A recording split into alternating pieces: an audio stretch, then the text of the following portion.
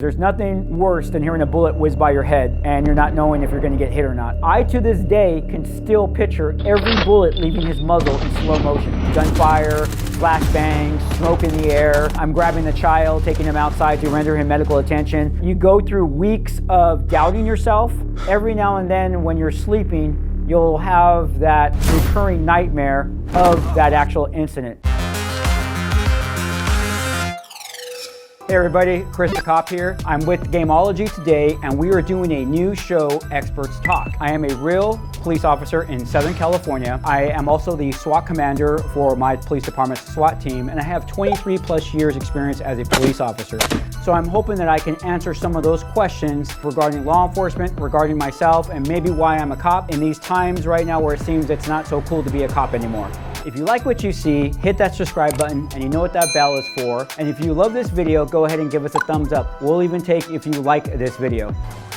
I was on scene of what they consider to be the worst homicide done by the Mexican Mafia. The Mexican Mafia wiped out a family of 5. They not only killed their intended target, but they killed a 6-month-old baby inside of the residence just because. And that is the one that will haunt me for the rest of my life. It took place in 1996, and I have yet to never ever think about it. That call forever changed who I was, because for the first time in my life, I had truly seen evil. My partner got me in a foot pursuit at the end of our watch. While we were chasing this person for blocks, I lost my baton, I lost my flashlight, so all I had left was pepper spray. We go into an apartment complex, and the suspect finally stops running, and this guy is like 6'5", outweighs me by 150 pounds, and I'm like, oh. I grab my pepper spray, he rushes me and I spray him. Then he does this. Is that all you got? I look down and I'm like, yeah, that's all I got. And the fight was on. Luckily, my smoking partner finally made it. He was like blocks away. I'm thinking to myself, you got me into this. I suffered a lot of bumps and bruises. That's my go-to, because it started off kind of like fun, it got serious, and then we ended up being okay. The hardest thing to do as a police officer is to tell a mom or dad that their son or daughter is not coming home because they got into a bad accident or a drunk driver killed them. When you knock on that door at 2, 3, 4 o'clock in the morning and they're beginning to open it, you know, they know bad news is about to come.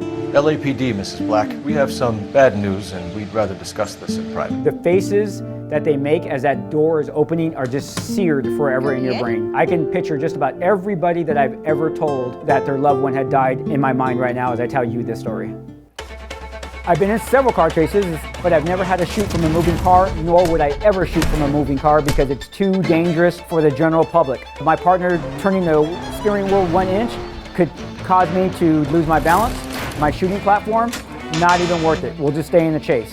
If they're shooting at us, we back away further and let the helicopter tell us where they're going. There's no reason to be up front chasing people shooting at guns, because someone from the general public's gonna get hurt.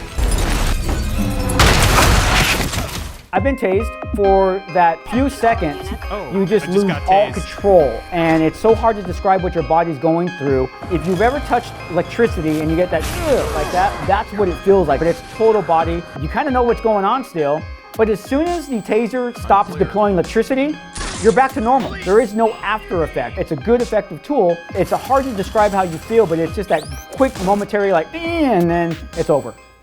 In real life, the only bank robbers that I've ever dealt with had handguns. They didn't even have rifles. They just tried to get to the teller, tell the teller they had a bomb in a bag, put all the money in the bag and don't say a word. That's the most I've ever had. We talked about the North Hollywood shooting. I've never been in a bank robbery where they were armed like they were in the North Hollywood LAPD shooting. Someone's watching some Payday, right? Yeah, it's very rare. They jump in cars and they get going. They just don't stop because they know if they stop, they're gonna get boxed in. So they will escape in vehicles, no helicopters. I have not encountered a serial killer personally. I was on the investigation involving a serial killer. He's the one that just was recently caught and tried, the Hollywood Ripper. Remember, he was the one that was responsible for killing Ashton Kutcher's girlfriend, or a date that he was going to go on with her. He actually had murdered somebody in my city. We didn't know that 2 were tied in. It wasn't until he tried to kill a 3rd person that it tied everyone in together. He's actually even responsible for a murder in his hometown, which is back east someplace. But yet, I've been on a case that involved a serial killer. It was during a hostage rescue. A father had already killed the little boy's mom, had barricaded himself inside of a restaurant bathroom, and he was threatening to kill his son. The SWAT team had to eventually go in there, save the boy, which we were able to, but it resulted in a gun battle.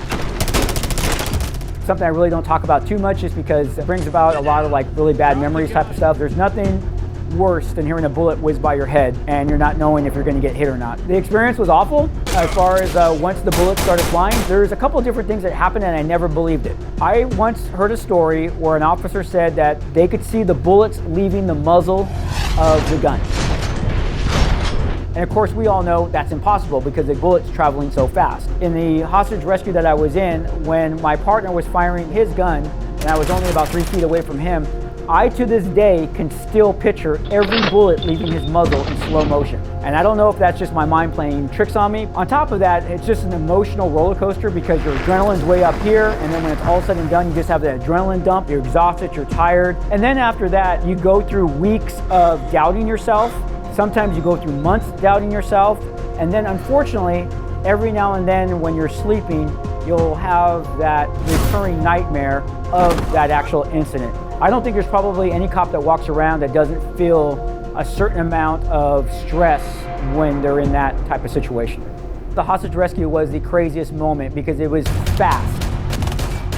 Someone one day when I was playing SWAT 4 asked me what a real ops is like, and it's fast. It's like, what appears to be seconds is really minutes. I remember thinking to myself, wow, this is happening right now. And it just all happened. Gunfire, flashbangs, smoke in the air. I'm grabbing the child, taking him outside to render him medical attention. It was just like fast and moving, so that has to be the top one up there.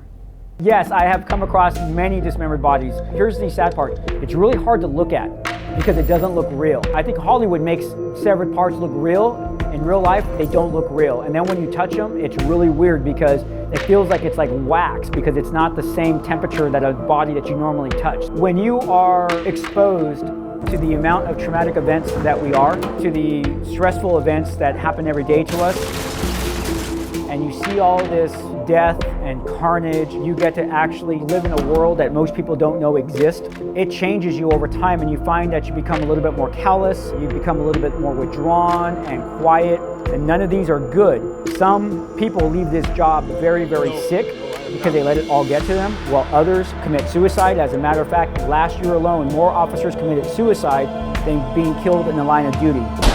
I responded to a kid at the bottom of a swimming pool. Nobody jumped in to get him. Take off your gear, you're trying to just get down there, and I remember jumping in, I didn't take off my boots, and I sank to the bottom fast, and that's what scared me, because I wasn't expecting that. I was able to grab him and push myself back up. Luckily, my partner was getting there to take him away from him, but I remember panicking because I just want to get to the shallow end because my boots kept pulling me because they're just so heavy already. Yeah, I remember the second time that happened to me, I actually took my boots off. You did all right, Mitchell. I probably would not have had an answer for that up until last week when somebody called because their neighbors were having loud sex. I can only imagine the meme on that one. I'm being very serious. They called the police because their neighbors were having loud sex. Hello. I think the funniest and the saddest part of this is that we were on a burglary alarm of a house. We walked onto the grass and we found the front door open. We walk in, we're checking the entire house. When it was all said and done, when we started backtracking on our tracks, I could see my tracks in the white carpet of the house. Then I realized that the majority of us all had stepped in dog crap, and we had tracked dog crap through the entire house. I was a young officer at the time, but if I remember correctly, the department or the city had to buy the people brand new carpet because we ruined it. When we don't know if good is going to happen from our actions, I have a story of good. I delivered a baby in the driveway of a house. As the baby's being delivered, the first thing I noticed is it's pitch blue. I mean, the baby's blue as blue can be, which tells me that the baby's not getting any oxygen. As I could finally see the baby's cord is wrapped around the baby's neck. It's not an easy procedure to roll that cord off of the baby because you can't just cut it. If you cut it while the baby's still in the womb and it's still pulsating, the mom could bleed to death and the baby can bleed to death. I'm able to remove the cord from the baby's neck and the baby starts breathing. Baby is healthy and everything is good. Approximately 1 year ago, while sitting in police briefing, a story comes up. One of our officers' nickname is Blue. Blue, how did you get your nickname Blue? And he said, well, when I was born, my cord was wrapped around my neck. The person who delivered me saved my life. And I'm like, how old are you? And he gives me his age. And I'm like, okay, the math is just too close. You don't live on this street, do you? And he's like, yeah, that's where my parents live. I was the one who delivered him, and now he's a police officer working alongside me. When I kind of reflect back on my career, that is a story that leaves me with a great smile. That one is really up there, so. Hey everybody, thanks for watching and thanks for those questions. Keep those questions coming. There is an opportunity that I'll probably be back to answer more questions. We definitely enjoy them. Some of them make me feel uncomfortable, but that's okay because I want you guys to kind of get into the mind of what a police officer is all about. Thanks again for watching, and if you're not a subscriber, hit that subscribe button and that bell icon for instant notifications. And if you like this episode, give us a thumbs up. Hey, Gamology subscribers, what are you guys like morbid here? Yeah, I'm actually kind of disappointed there was no donuts on this hint. Yes, I love donuts. I'll go for a good donut and a good cup of coffee any day.